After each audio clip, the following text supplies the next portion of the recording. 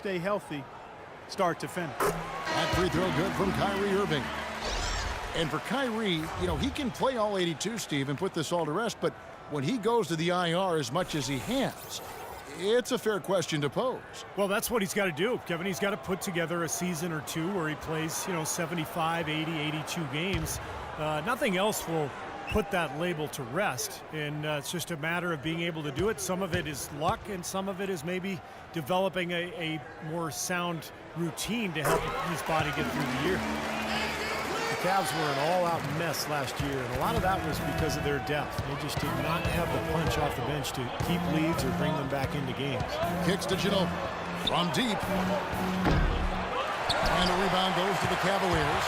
9 times out of 10, he's going to knock that one down. He'll spray that one on you. Nobody anywhere close to him. Where's the defense? He's got to make that shot, though. Now, here's Joseph. 8 points his last outing. Diaw, the screen. Joseph, the pass to Bonner. He dishes it to Joseph. Bonner kicks to Ginobili. And it's wide right. It's off the rim. And with the Cavs, their score differential for their reserves really tells the story. Just way too many points given away when that second unit came onto the floor. It's something they needed to address in the offseason, and they did. Now, here is Irving. Manu Ginobili unable to get his shot to go. Trying to get open is Miller. And Marion gets it to go. Spurs trail by 5. Guys, they're looking for a way to score here. Yeah, they've had a tough time getting the lid off the basket so far. Ginobili with a screen on Marion. Nice job coming off that screen. Joseph's got his first points of the night. And for the Cavs, depth certainly won't be an issue this time around. A lot of changes and growth for them, resulting in a much deeper and talented roster. And, Kevin, people still underestimate the importance of having a strong bench. The Cavs really struggled with that last year, but with LeBron starting and pushing former starters to the bench, they'll be in a much stronger position.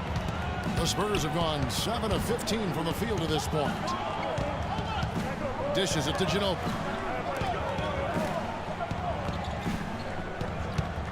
1:41 left in the first quarter.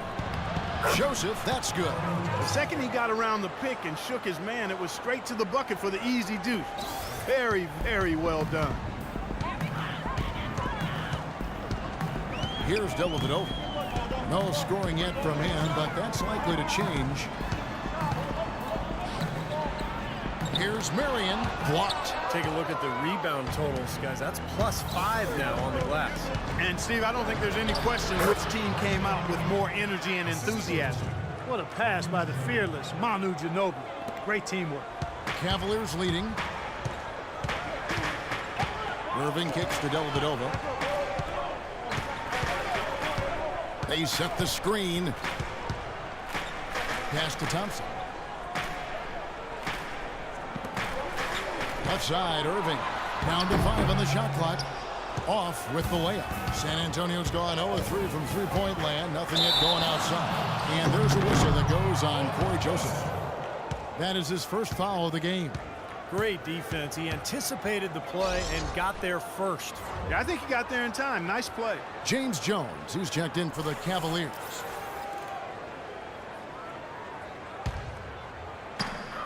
.40 seconds left to play in the first quarter. Here's Dellavedova. Joseph with the rebound. Joseph's got his 4th rebound on the night. He got a great read of where that miss was going, and that allowed him to be the first guy to it and get the putback. 23 seconds left to play in the first quarter. Here's Ginobili, and fouled hard that time. He'll get to the line and shoot 2.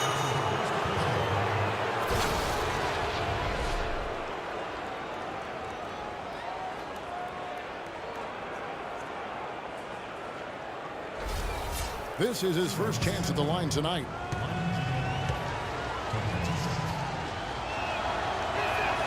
And the first one drops. Oh my gosh, I just got that.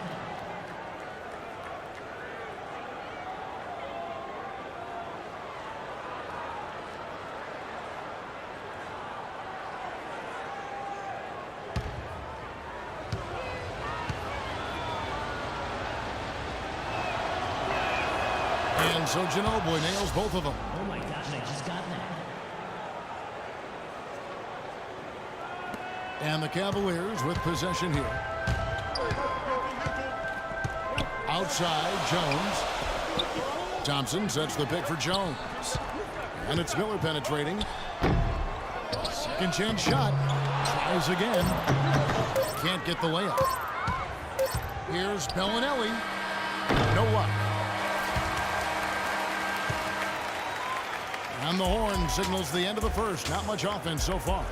Cavaliers lead by 1. We'll get things started in the second quarter when we return.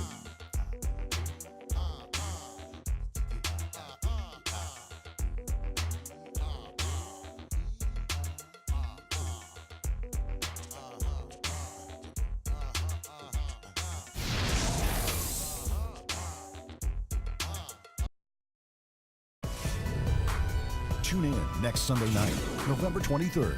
Al Jefferson and the Charlotte Hornets go up against Dwayne Wade and the Miami Heat, 2 Southeast Division rivals. Don't miss out.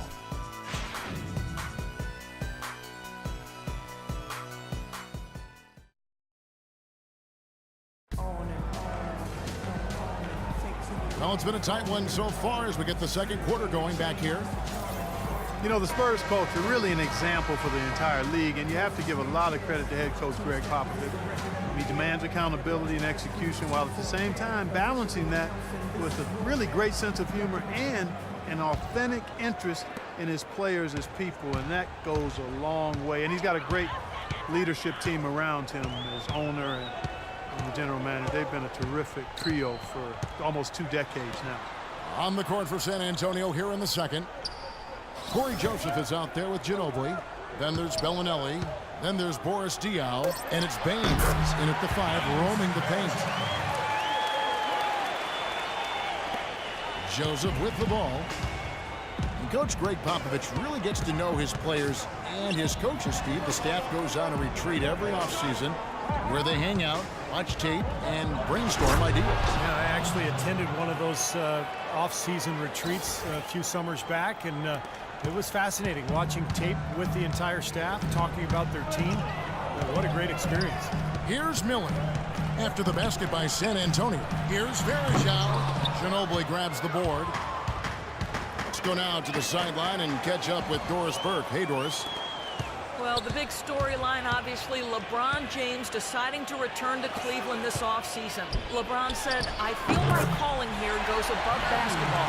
I have a responsibility to lead in more ways than one, and I take that very seriously. My presence can mean more here where I am from. I'm ready to accept the challenge. Kevin, he's looking to uplift his community. No place like home, Doris. No place like home. Thank you. If they could end every possession with that shot, they'd be happy. 9 times out of 10, that's an easy layup for him. And so he draws the foul on the shot, a trip to the line to shoot 2. You know, every year there are a handful of teams in the Eastern Conference that buck the trend against the West, and last year Cleveland was one of them. And Kevin, as you said, most teams in the East struggled out of conference, but Cleveland was pretty solid against the West, and I think they'll be even better with LeBron. Absolutely. The Cavaliers have shot 75% at the line tonight, going 3 for 4. Well, they were 75% free throw shooting a season ago. Those are good numbers for any team. I mean, they can feel extremely good about their free throw shooting percentage this season. LeBron, he's checked in for Cleveland. Waiters comes in for Mike Miller. Then for the Spurs, Kawhi Leonard's checked in for Bellinelli. Green comes in for Manu Ginobili. And Tony Parker is subbed in for Corey Joseph. And for the Cavs, it didn't show up in the win column, but a lot of their losses to teams out west were close competitive games. Now, here's Green. He's coming off a 13-point game against Philadelphia. Diaw with it. He's picked up by James. And Diaw kicks to Green. 6 to shoot. Feeds to Diaw. The Spurs need to get a shot off here. Good on that shot. And with that, the Cavalier lead is cut down to just 2 points on the bucket from Green. Well, really, it was against the Southwest Division they struggled. A lot of East teams struggled against those teams, though. 6 teams from the East had 1 or less wins against the division all season. Always tough when the East goes out west. So it's the Cavaliers now, following the 3-pointer by San Antonio. Here's Dellavedova trying to answer back, but that three is off the mark. The Spurs have gone 2 of 3 from the field here to open the second quarter. Quarter 2 and just under 2.5 minutes gone by. Diaw dishes to Parker.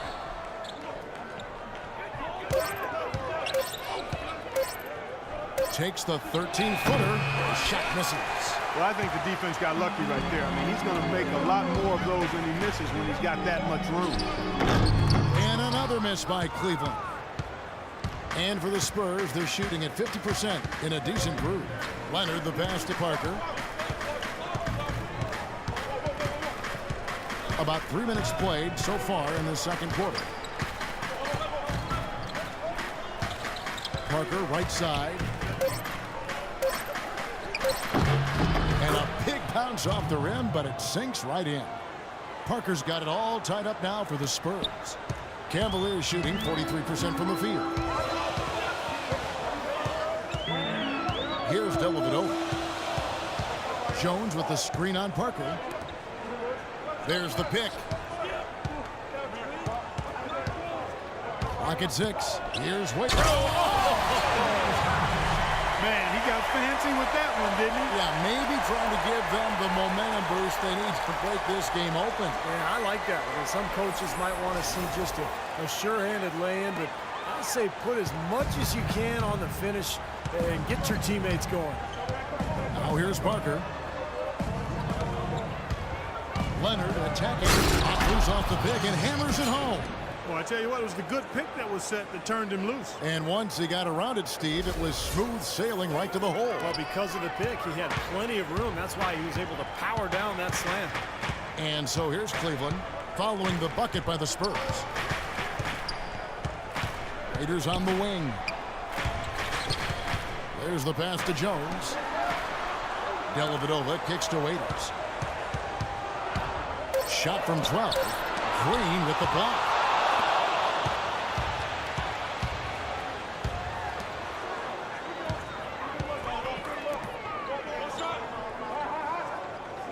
And here is Parker. He kicks to Diaw. On the wing, Green. Good, and it's Diaw with the assist that time. Green's got the lead up to 2 now for the Spurs. Cavaliers have gone 3 of 7 shooting the ball here in the second quarter. Timeout is called. First of the game for the Cavaliers. Boris Diaw, pretty unique player in the NBA. Came into the league as a passing point forward, but became a small forward and then really a 4. But he's a crafty passer and he can score a little bit from the outside. Very difficult player to guard. Duncan, he's checked in for the Spurs. Splitter comes in for Boris Diaw. So it's the Cavaliers now, trailing by 2, and it's going to be 2 free throws. Drew contact on the shot. And you look at Diaw playing before. Some have criticized his conditioning, but he has the size to hold his ground, that's for sure, on the low block. Yeah, you can't move him out of there. He's a good post defender because he's strong and smart. Not as good moving in space, though. Lacks a little lateral quickness. And he's a below-average rebounder, so it's good to pair him with somebody that does glass you. What is insane about the Spurs and how successful they are as a franchise is that in their entire franchise history, they've only missed the playoffs 4 times. That is absolutely remarkable.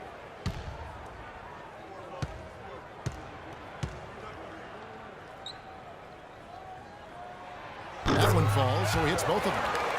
And with the Spurs in the playoffs, you can't even begin to think about a postseason without the Spurs being involved.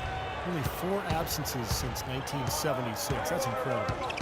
Now here's Parker. Here's the dish to Duncan.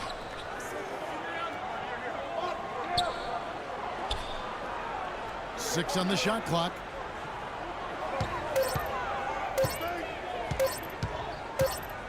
And they force the shot clock violation.